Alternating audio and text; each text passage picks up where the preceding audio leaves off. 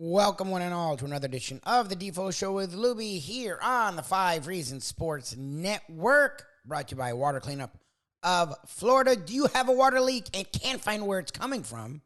Then call Water Cleanup of Florida at 954-579-0356 for immediate assistance.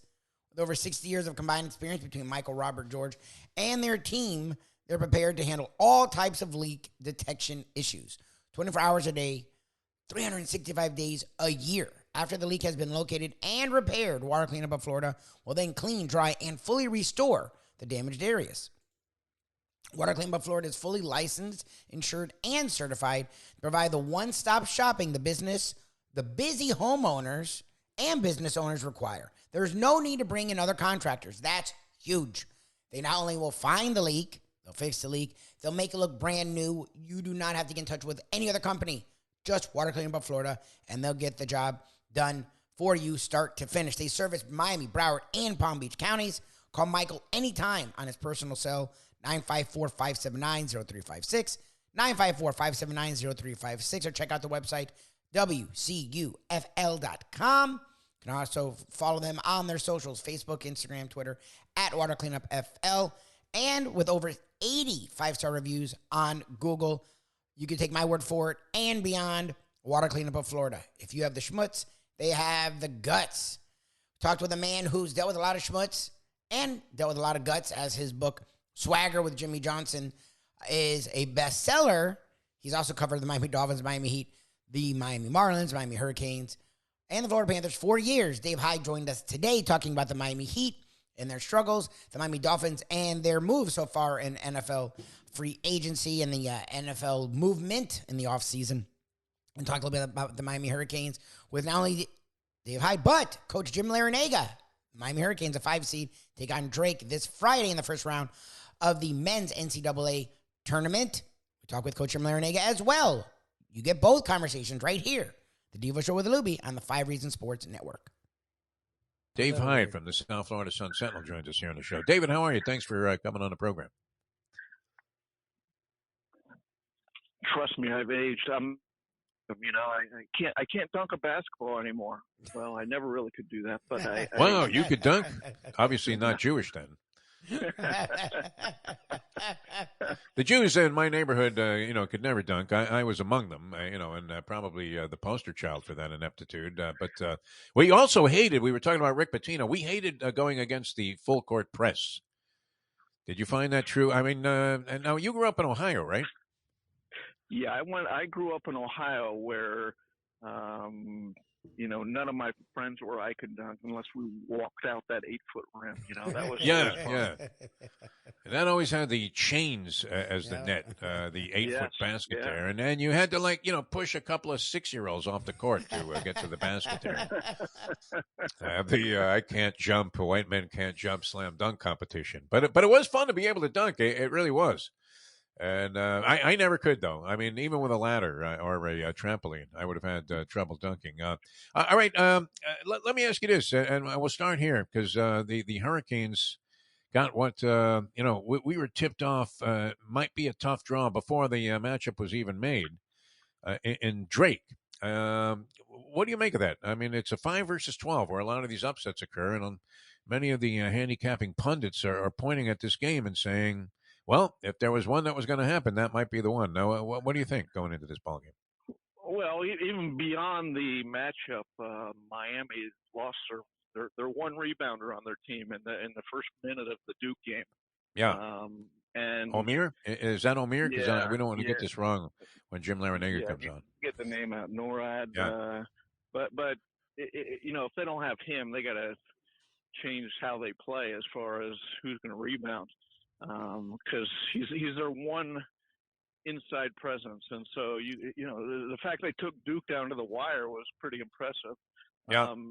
So look, what Drake's won, they have a winning streak of like 13 games or something like that going into the tournament, and meaning they're hot. And this is if Miami gets upset, no great surprise, but. At the same time, Miami's got a lot of things going for him. Larinaga's, for the second straight year, is having a really nice season. Omir, I mean, have we heard anything? Last night we had dinner with Tony Segreto, who talks with these guys all the time. He seemed to believe that Omir was going to be playing in this ball game. Have we heard Okay. anything, positive one way or the other on that?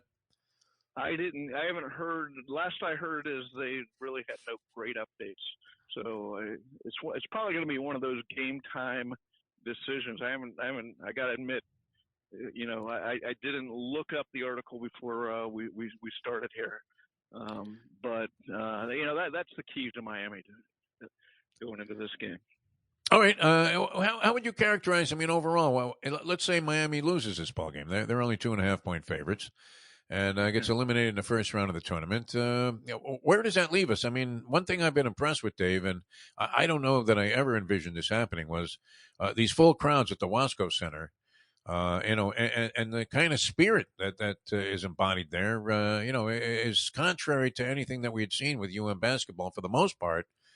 Since its resurrection, a long time ago at the Knight Center, there with Bill Foster at the helm, and what do we have? We had Tito Harford and Kevin Presto hoisting threes from the Coke machine. I was following it in the early '90s, doing some of the games there for a few years, and I mean, it was dead. So how would you say the program is in terms of its status in town right now?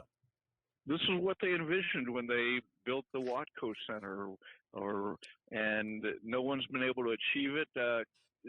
And what it shows me is you have a sustained winner. They had a great season last year, went to the Elite Eight. Yeah. And you build off it this year, and people will come. And that's, that you go up and down South Florida sports market and says, how many teams have had sustained winners? And what Larrañaga's done, he's a fascinating guy.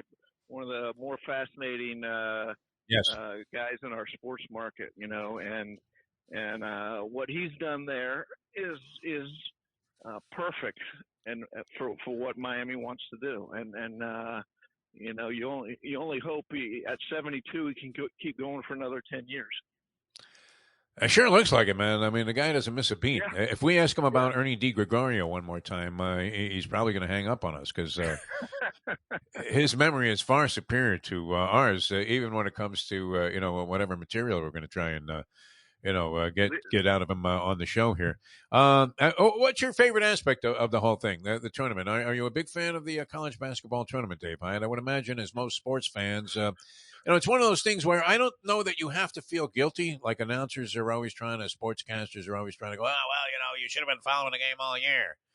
But I don't know that you need to feel badly about it because, people do get into the tournament, people that would otherwise have no interest, that they start following teams for a variety of reasons, whether it's like Sister Jean or, the St. Peter's run last year, which was great. There always seems to be a Cinderella story or, a Cinderella story associated with a player. What is it that brings you, the satisfaction out of watching the tournament? Or are you a big fan? Yeah, everybody, when the games tip off, is a fan of the event, right? I mean, because there are 32 games, and out of those 32, you're going to get a handful of great games or dramatic wins or unexpected storylines, and that's the great thing about the tournament. And now it'll come down to, as it typically does, by the Final Four, it'll be 4 blue blood programs, but getting to that point, there'll be a lot of fun stories. So and then you get everybody does a bracket, the brackets and all that stuff. So that brings in a whole other element to and common fans and non-fans really down here. The fun part of it this year for me down here is there's actually Miami and Florida Atlantic are in the tournament. So we got a local rooting interest of, who are these teams, and then can either of them make a run? Yeah, I mean, we know Miami has demonstrated ability to, hold up under whatever pressure there is that, is added as kind of a vice grip on young kids that are playing in the tournament. FAU, I mean, that was really a Cinderella story. Jim Sarney says we didn't pay enough attention to it this year. We did have the coach, Dusty May on the program, and he seemed like a real gentleman, and I didn't know anything about him. And then I watched a couple of, portions of FAU games, and I saw this guy on the sidelines. He looks to be the real deal. Did they have a chance to do anything of significance once the tournament gets underway? Sure, they're a 9 seed. They're a 9 seed, so they have that's a nice place to be Yeah. in the tournament, and it tells you win 31 games in your regular season. Dusty May came 5 years ago. He wasn't planning on taking the job at FAU. He came down to the interview and said he was driving through Delray Beach, and he looked at his wife and said, "Wow, this is really nice."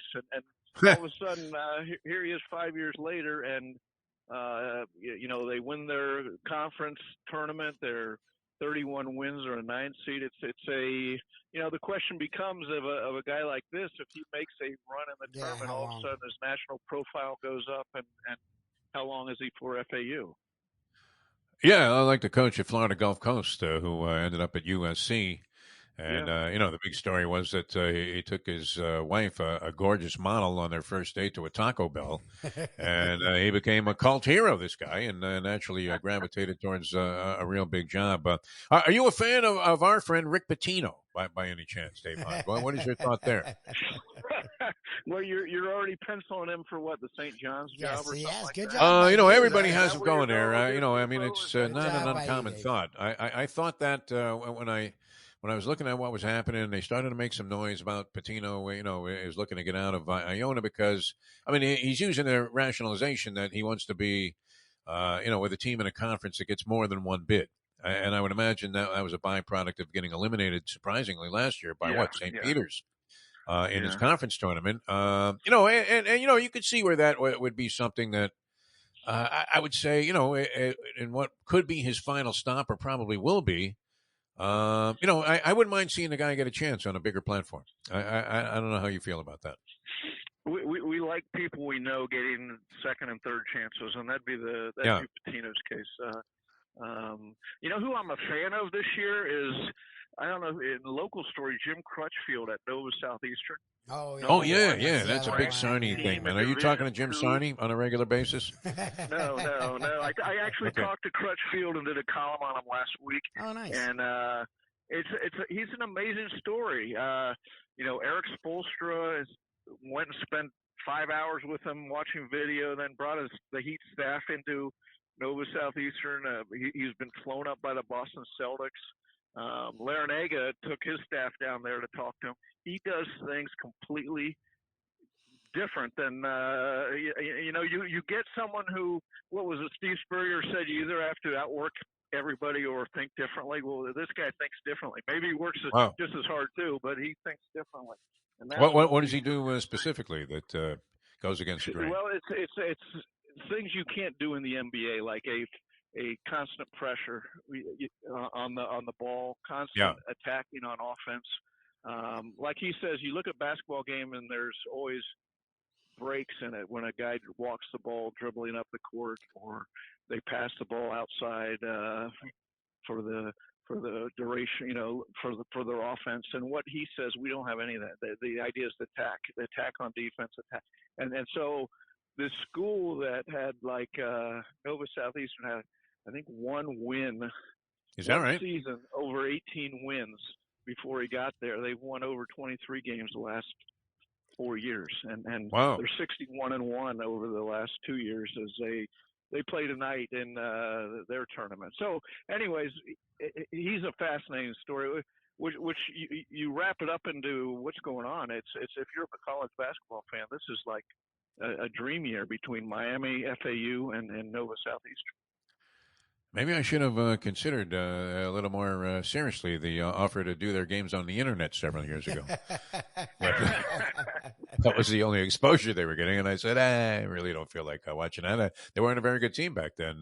Dave Hyde with us, of course, premier columnist in South Florida and known around the country for his great work with the book Swagger as well, with Jimmy Johnson and many other offerings, including what was a red-hot commodity, the story of the perfect season, 1972, as the team celebrated its 50th anniversary. All right, let's turn the corner to a couple of other things here. And we're all going to be rooting for Jim Larinaga. He's going to join us later on in the program. And as you said, Dave, there are guys that you just always look forward to talking to. in the sporting Yeah. world, and I'm sure there are others that maybe you feel like, geez, this is going to be a little bit of a drag, but I'll see what I can get out of it.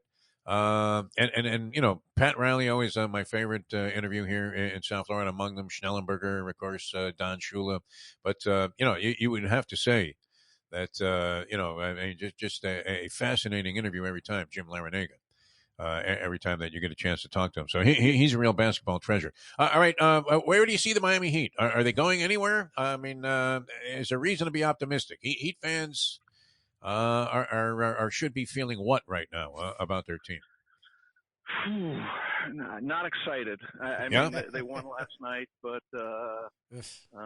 I just don't see them, with the kind of answers they need. Maybe, Kyle Lowry, it's sort of like you're banking on Kyle Lowry to organize this offense and to give them some point guard play that they really don't have. And then, that's kind of a weird thing to say considering Kyle Lowry's year. Is he in? Is he out?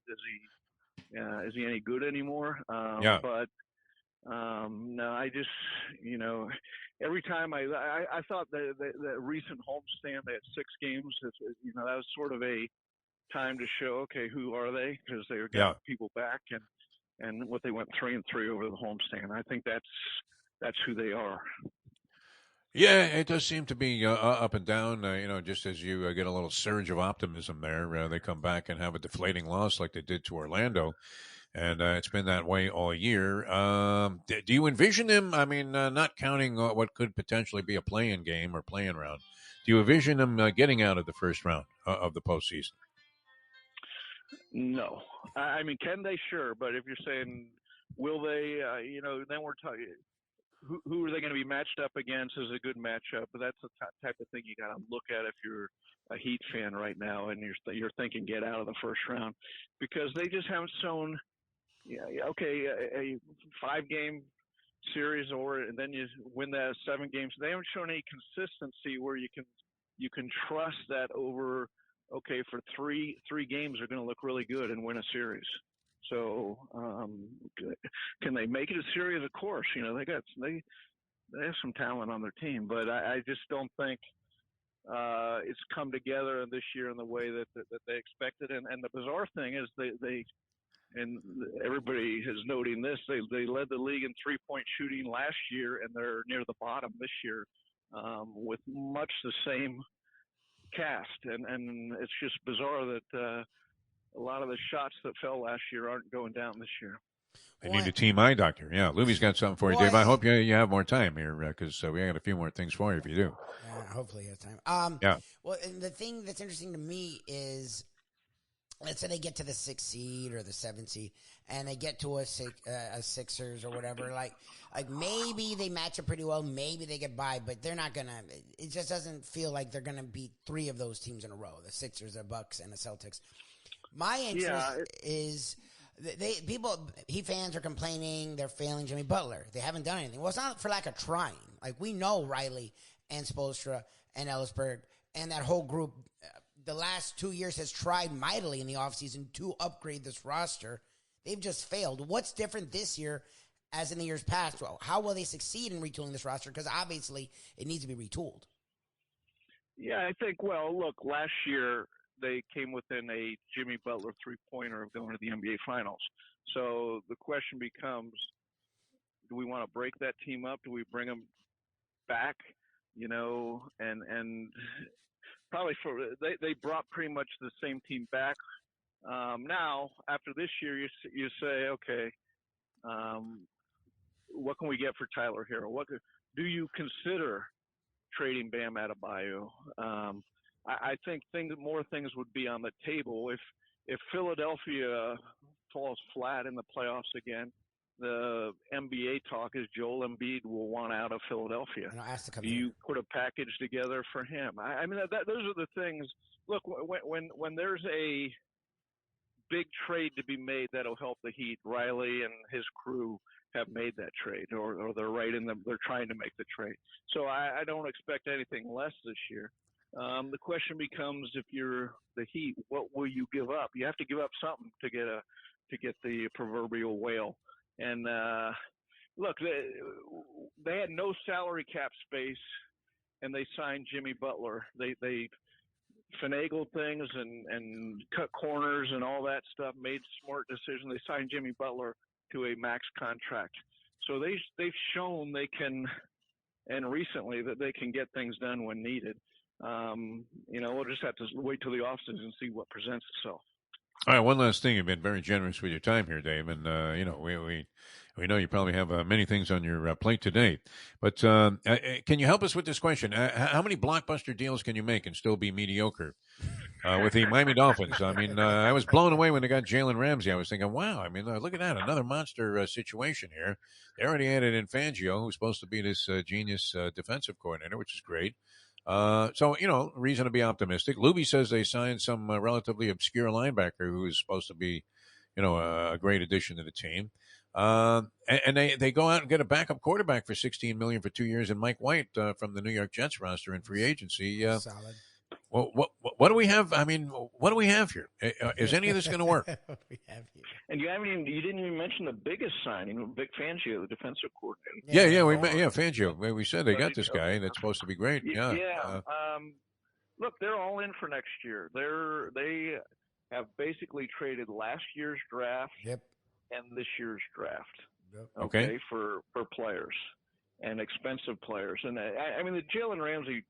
Everybody said, "Wow, they got him for a third-round pick and a Hunter Long. What a steal!" Well, it was a purchase. They're taking on his contract. Okay, it's not a trade per se, and so they're taking on people. They have, I think, overthecap.com that follows this stuff said that the Dolphins might have the least draft capital, meaning the fewest value picks. When you total them all up of any team in history this year, and they had almost a complete reversal of form too, because they were telling us a few years ago that we got to build with youth. Hey, we're going to build through the draft. We got all this draft capital.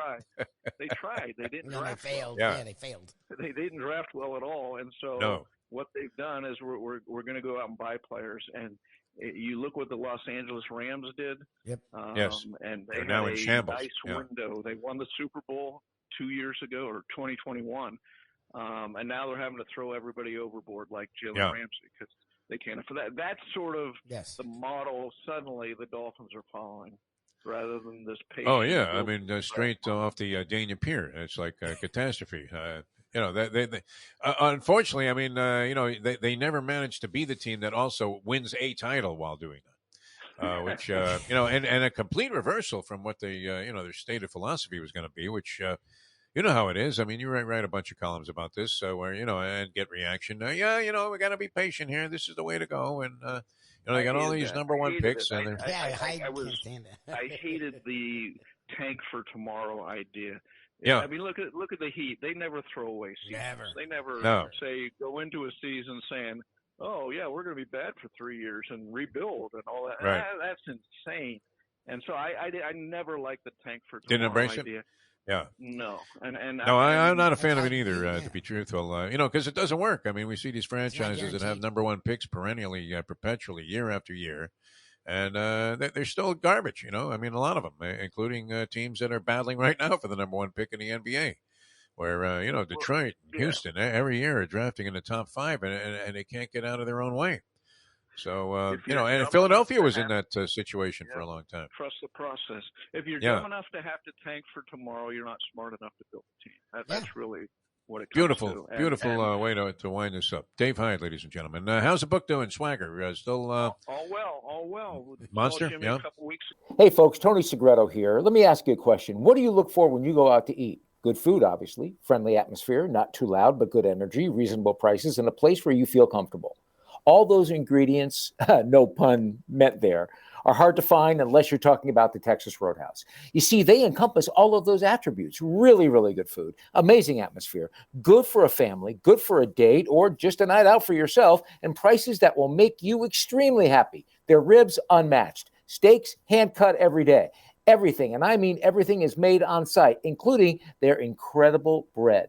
It's the one day, folks, that you can forget about low-carb diets. Trust me when I tell you, Texas Roadhouse, your restaurant, your destination when you say, where should we go and eat tonight? Jeff DeForest, Michael Lubitz, the Defo Show, and this man has delivered on that man's wishes. The person with the singing rendition of Jim Larinaga, and has delivered a winner, a consistent winner here, and it's a pleasure to be able to bring him to you. As once again, we welcome to the program the head coach at the University of Miami basketball program, the great one himself, Mr. Jim Larinaga. Jim, how are you, my friend? I'm good, Depot. Getting ready for the big dance. Let's go. Yes, have you polished up the shoes? I mean, every year, obviously, that's every team's goal is to go dancing, and you've done it under a variety of different circumstances with different teams. How did it feel this year, and how shiny are the shoes? You know, our guys did a fantastic job all season long. We were 9-1 in non-conference play, had a lot of terrific wins. We went through the conference regular season, which is really a marathon. You got to grind it out. We went 15-5. We're co-champions with Virginia, the regular season champs of the ACC. We went into the ACC tournament as the number 1 seed. So I'm really, really proud of this team and what they've already been able to accomplish. But we got our fingers crossed that we got a lot more to do. Well, and they were excellent from bell to bell, and you guys had extended winning streaks a couple of times during the course of the season, and then, as you said, finished up the regular season atop the ACC. I remember last year you thought the ACC wasn't necessarily getting the proper dose of respect, and then they distinguished themselves very well in the tournament. What was your feeling about the way the league was treated this year? Yeah, we are still underappreciated, I think, and the perfect example is Clemson that went 14-6 in the ACC, didn't even get an invite to the Big Ten. Wow. So, we feel like the ACC is still the best basketball league in the country. But the experts and the analytics say that the Big 12, the Big 10 are better. But when we played the ACC Big 10 Challenge back in early December, the ACC won 8-6. So I don't understand how they get considerably more teams in. They've got 8 to our 5. Jeez. That doesn't make any sense to me. All right. Well, let's hope you give them something to think about with the ACC teams, including the University of Miami, throughout the tournament. Going back to the Duke game that went Duke's way in the tournament, the ACC tournament, your big guy on the inside goes down in the first minute of the ball game. And, people are saying, hey, I mean, that made it, very prohibitive for UM to, sustain, any kind of balance with Filipowski and some of the inside players that Duke puts on the floor. What was your feeling about that? And how is Omier coming into the NCAA tournament? Well, I kind of joked afterwards that Derek Lively deserves the MVP of the ACC because it was his foot that created the sprained ankle on Norshad Omier. He came down with a defensive rebound and landed on Derek Lively's foot and missed the rest of the game. And that certainly hurt us because Norshad is a fantastic defensive rebounder, one of the best in the country, top 3, I believe. And without him, we struggled to keep those 7-footers of Duke off the offensive boards. Yeah. And we were only down 4 with just under 2 minutes to go. And had we been able to get some defensive rebounds and offensive rebounds, that game could have easily been ours and we could have been in the championship game against Virginia. But our guys battled really hard. Anthony Walker did a good job of stepping in and stepping up, and A.J. Casey did a good job off the bench as well. But Norshad is rehabbing that ankle. We won't know his status for at least a couple of more days. Okay, and you have a couple of more days because you get the Friday start against Drake. And we were talking to a gentleman that does some handicapping for us and what was a college basketball coach previously. And he mentioned before the tournament that he thought Drake was a sneaky team. And it was a team that should be held in high regard coming into the tournament. And then, lo and behold, as a 5th seed, you draw Drake. What can you tell us about Drake outside of the fact that obviously they They ended the season very strongly and finished up 27-7. I think Luby said they were on a 9-game winning streak to end the year. How do you size them up, and how do you match up against them? Yeah, they've won 13 of their last 14 games. They're an extremely experienced team. Their point guard is 25 years old, Roman Pence, and he's an outstanding quarterback. And DeVries is their leading scorer. He's the coach's son. He adds a new dimension to the Drake team because he's Mr. Inside and Mr. Outside. He can play the 3, the 4, or the 5. He's 6'7", can shoot the ball from very deep range, but he's also very skillful going to the basket, driving. He can post you up. If you switch a smaller guard onto him, he can shoot right over him. So he's very, very good. But they have the leading three-point shooter in school history in Wilkins, their 2 guard, and the leading rebounder in school history in Sturts, their 3-man. So those guys are experienced and very skillful, and they blend so well together. They each have their own strengths, and they play very, very well together. There's a team that beat the conference regular season champion Bradley like by 26 points in the conference championship. So Drake has definitely earned its way into the tournament. Well, Coach, and I know we've talked about this, and you have a bunch of transfers, and you also have a bunch of guys that were on the group last year that went to the 8s. I'm always curious as, yes, it's just another game. It's just another weekend of games. However, it is, you said it, and I can hear the excitement in your voice. And watching you talk at half, I can just see the excitement this time of the year is for you and your guys. How do you keep this week as just another week and not let the big dance, March Madness, NCAA tournament stuff get to them? Well, the one thing is we do have 7 players returning from last year's team, and they know my approach. And that is we're going to take it one day at a time. We're going to prepare for the next opponent and get ready to play our best basketball on Friday. We had a terrific practice yesterday. The mood of the team was terrific.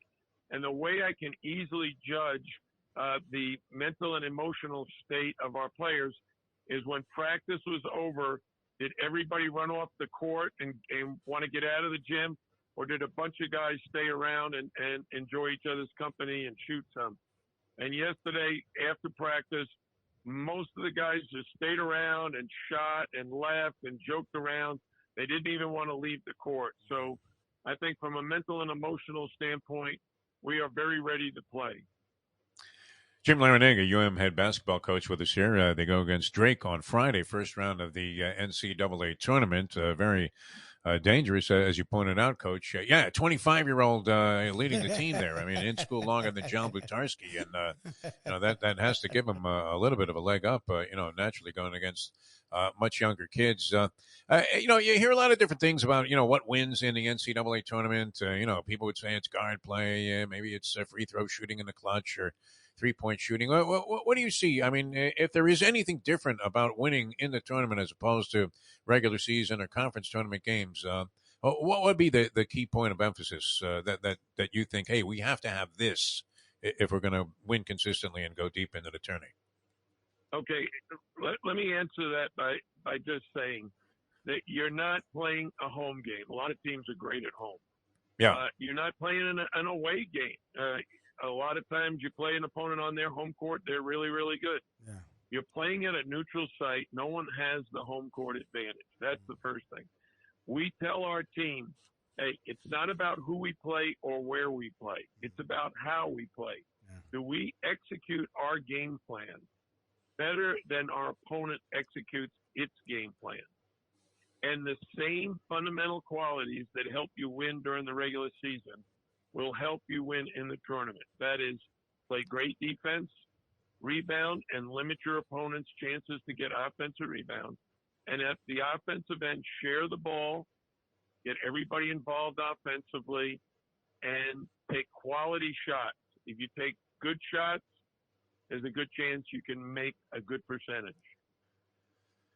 You've been, part of a Cinderella story, going to the Final Four with an underdog team, and you've taken this Hurricane team now deep into the tournament a couple of times and had success there.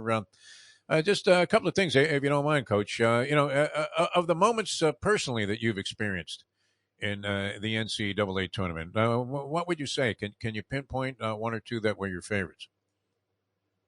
Well, I'd have to say last year our run to the Elite Eight, because we were a 10 seed, and a lot of people thought we were going to get beat by Southern Cal in the first round, and when we won, everybody expected us to get defeated by Auburn with their two big guys, Jabari Smith, who would be one of the top draft choices.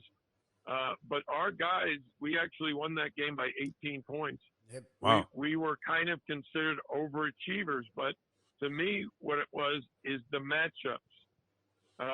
Auburn and Southern Cal were very big, but we were very quick and very good defensively in the NCAA tournament. We trapped a lot. We forced a lot of turnovers. We really shared the ball on offense. And so I think matchups is really the big key. How well do you match up with the opponent, their style of play? And we have faced so many different styles. You got Syracuse in the 2-3 zone. You got Virginia in the pack line defense. You got NC State in the full court press. So we feel very, very comfortable in any tempo and playing any style, because the ACC has prepared us very well. Do you, in preparation, not even because of the moment and it's big, but just because of the way that it's a mad dash, if you do go as far as we hope you go, it's 2 games every weekend, which is not necessarily what happens, especially in college basketball. So in this week leading up, do you prepare any different? Is it less taxing, more taxing? How do you get them ready for that much action in that short of a time span? Yeah, that's a good point. But during the ACC regular season, we're playing at least 2, sometimes 3 games in a week, and some of those are travel. This time, we'll get up to Albany tomorrow. We'll have plenty of time to rest up and gear ourselves up for the game on Friday. The tough part is the quick turnaround, but at least you get 1 day to do that. In the ACC tournament, we played on Thursday, then had to turn around and play Duke on Friday. And we did that, shorthanded without Norchad Omier. In fact, in our last 2 losses, we did not have a full squad. Norchad missed the Duke game, and Nigel Pack missed the Florida State game. So when we're at full strength, we're awfully hard to beat. When we're healthy and playing our best, we're awfully hard to beat. Hopefully, Friday will be one of those nights. Hopefully I got my fingers crossed that Norchad comes back. But even if he doesn't, we scored 78 points against a very fine Duke team. So hopefully we can still play extremely well. We'll all be rooting for you. One final thing, if you don't mind, Coach, and always appreciate your time here on the show. And no, I'm not going to ask you about Ernie DiGregorio again, but, I did think about it. It crossed my mind, and I thought, well, geez, we checked that one off a few times ago. But the tournament, some people say, well, geez, people who had no interest in college basketball all year, all of a sudden they're big fans. What happened there? And I personally don't mind it because, it really is true. The cliche applies. The tournament always delivers. Our good friend, mutual friend Leslie Visser, always says that. And there's so many different things that can happen, whether it's a coach that's on the rise or a team or, even a team's mascot like a Sister Jean. There have been a zillion just marvelous moments, sporting moments in the tournament. I still envision Jimmy V running out there looking for somebody to hug after what looked like an air ball turns into a winning basket. And, the Kemba Walker run with UConn. What stands out to you? We asked you about the personal side of that. Is there, a particular magical moment, that you will, have an indelible impression about that came out of the tournament? Well, for me, the personal side of this is huge. When I was at George Mason University, our team was an 11th seed, and everybody expected us to lose to Michigan State in the first round. When we beat them, we were supposed to lose to Carolina in the second round.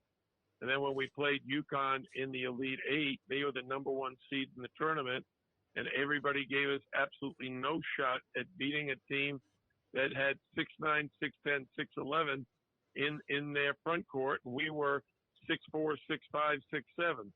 Yeah. So getting to the Final Four in 2006 was an awesome accomplishment for that team, and a memory I'll never forget. Because we had a player who was hurt. Our big man, just like Norshad Omier, had a sprained ankle now.